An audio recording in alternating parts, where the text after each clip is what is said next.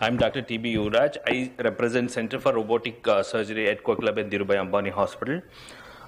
Is just to highlight what exactly we have done in last, we just started the program on May 2012. So we are 20 months into the program. And we'll just give you a brief overview how a robotic surgery program has taken place in our institute, highlighting the work what we have done. So truly, as mentioned earlier, so the robotic surgery program in our hospital, you have pointer?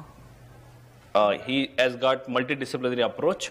So we started with uro-oncology and then we expanded to gynecology and gyne-oncology, and then slowly we built up head and neck, thoracic, bariatric surgery and GIT. Thanks to all the surgeons which are involved in our robotic team in our hospital. Everybody is enthusiastic to use this. And this is the robotic team what we have, mainly driven by surgeons. In each specialty, we have 1 or 2 surgeons doing the surgery, and supported by our anesthetists. 5 anesthetists were trained only to give robotic anesthesia, and assistants, we have trained now 2 assistants to help in our unit. We have nurses, technicians, supporting staff exclusively for robotic surgery. So that's how we could progress in our institute. So these are the total number of cases which I have done in 20 months. Totally it amounts to 336 cases. Majority of them are done by uro-oncologists by me, 213. And then we have Dr. Anshumala Shukla. She has done benign gynec surgeries. That's the second contribution, 52 cases. And then we have Yogesh Kulkarni, 29 cases of cancer cases of gynec. And then we have lung, Dr. Rajesh Mistry, lung and thoracic. And then we have Dr. Palab, who is here, who is doing bariatric as well as GI cases, 12 numbers. And we have head and neck surgeons, 2 of them, Dr. Manda Deshpande and Dr. Badwar, who have done almost 17 cases put together. Although numbers are a little less when we go to the rare cases, but still they contribute to the volume of the cases in our hospital. So when we look, we analyze our data in our last year and 2012 after procuring the instrument. So slowly we are growing. Nonetheless, then every quarter we are seeing the increase in the number of cases. And even in uro-oncology, the same pattern is following. So now my cases were mainly open and laparoscopic earlier. So slowly, if you see the brown, the last line, the robotic surgeries are going up. And in total, even the number of uro-oncology procedures are going up, could be due to robotic surgery program. In uro-oncology, the majority of the surgeries which I have done are 96 radical prostates, radical nephrectomy 34, partial nephrectomy 29, radical cystectomy 24. All other cases are single digit. Important are robotic nephrectomy 5 and robotic inguinal lymph node dissection, which is my interest, is 8 cases we have done as of now. So in uro-oncology, radical prostatectomy, so we have done nerve sparing 15, unilateral nerve sparing 47, non-nerve sparing 34. There was no conversion in radical prostatectomy. Radical nephrectomy, so it's mainly for T1 tumors and T2 tumors.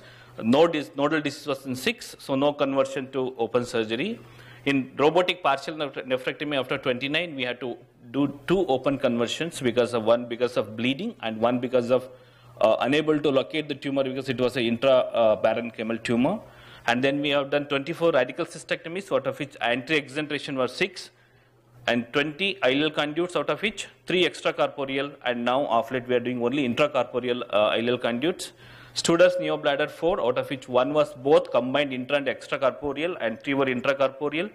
And we had to do 1 open conversion because of bleeding from the internal iliac artery during cystectomy. Benign gynecology, Dr. Anshumala Shukla has done 52. Majority of them are hysterectomies. To mention, she has done a few sacrocolpopexy, myomectomies.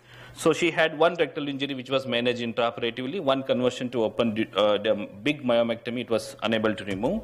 Gynec oncology, Dr. Yogesh Kulkarni has done majority of his work is endometrial carcinoma. Cervical cancer is only 3. And he has to convert 3 cases to open, especially endometrial carcinoma with obese females where he could not proceed with the surgery. And obesity and GI, we have done almost 15 cases now, bariatric 8 cases, and they are progressing. They are all very enthusiastic. Dr. Jaideep Palep and Dr. Badwar, both of them in the head and neck, we have done 17. The important, the landmark in all these things is that what are the things which we have done new. In urology, there is nothing new which I have done, but to mention of my interest was intracorporeal ileal conduit and neobladder and inguinal lymph node dissection. Both of them are presenting this year in AUA Orlando as a video presentations. And in head and neck, the landmark was to removed parathyroid adenoma, Dr. Sanjeev Badwar through transaxillary approach. This was the highlight of the head and neck surgery. And then I just thought that I'll also represent our morbidity and mortality associated with robotic program. So luckily we didn't had any 21-day surgical mortality in our series, including all the across the specialty. Device-related complication, there were no device-related complication like breakdown, malfunctioning during the surgery, which we have to stop or any damage to the patient. Nothing was there, and we had 2 incidents of breakage of disposables, which are known because they are all consumables. Anesthesia issues, 2 of my patient and 1 of patient from endometrial carcinoma could not tolerate Tendelbank position. Apart from that, there is no specific anesthesia complications. Positional injuries, we had few positional injuries because the patient is steep head low. We had a shoulder pain for 48 hours, 2 patients. Very difficult to treat it. The pain lasted for almost 3-4 days. And then we had a morbidity scoring. This is especially applicable to uro-oncology, which I maintained the data. Majority of the morbidity scoring was grade 1 and 2. So we had only a few cases of grade 3 and grade 4, especially in partial nephrectomy and in bladder surgery. So we have done live operative workshop for our physicians from Mumbai. And also we have done presentations across international conferences, and Dr. Balap has done in bariatric. I have done in last year AUM meeting in San Diego and in Stockholm. And then we have numerous national presentations, and 2 of my papers are getting ready now. They are under process, radical prostatectomy and robotic veil. Thank you very much for your patient listening.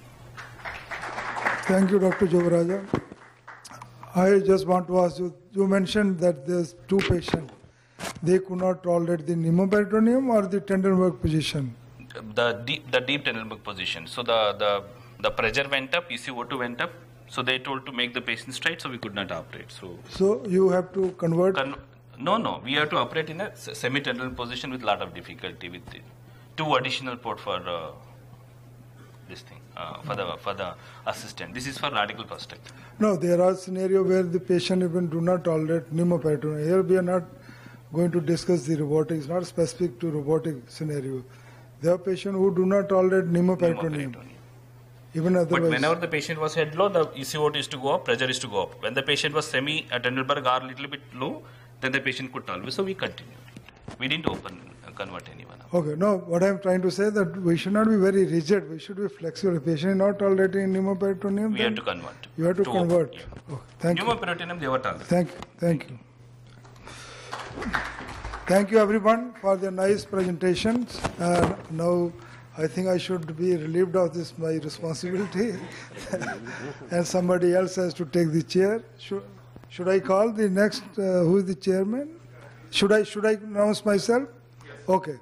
I request Dr. Arvind Kumar, please, to come and take the dais.